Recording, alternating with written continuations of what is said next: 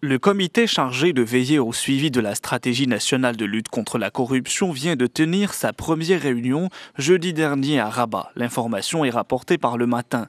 Cette réunion a été consacrée à la présentation de l'avant-projet de la dite stratégie et des grands axes du plan d'action provisoire avant son lancement.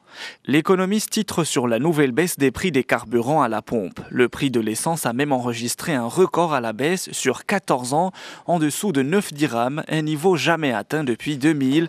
Le quotidien note que la baisse des cours du pétrole soulage les finances publiques. Le Maroc, engagé dans une politique de réduction de son déficit commercial, a réussi à économiser 12 milliards de dirhams en 2014, soit de 6% en une année.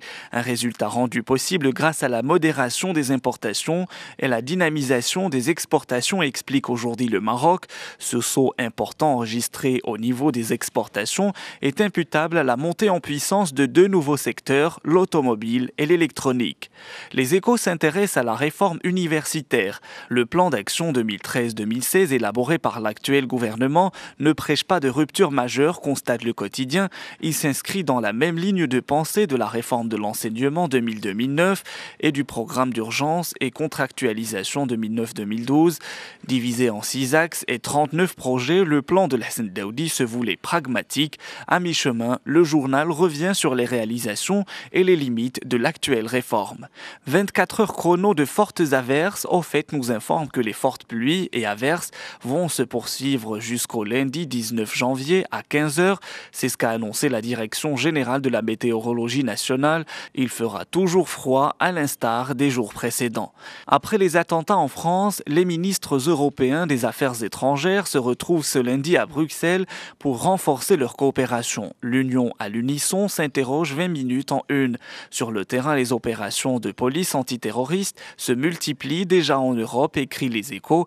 Perquisitions, arrestations, fusillades un peu partout en Europe. En des scènes devenues étrangement familières depuis l'attentat contre Charlie Hebdo, des policiers lourdement armés ont investi jeudi soir et vendredi les résidences de djihadistes présumés à Paris, Berlin et en Belgique, prouvant, s'il était encore besoin de le faire, que la menace terroriste est bien continentale. En France, le Front National, isolé depuis les attentats, veut croire que l'unité nationale ne durera pas et que son discours anti-islam portera ses fruits lors des élections départementales de mars, relève Libération, et de conclure que le FN ronge son frein et tente de capitaliser sur les attentats, martelant un discours identitaire et islamophobe.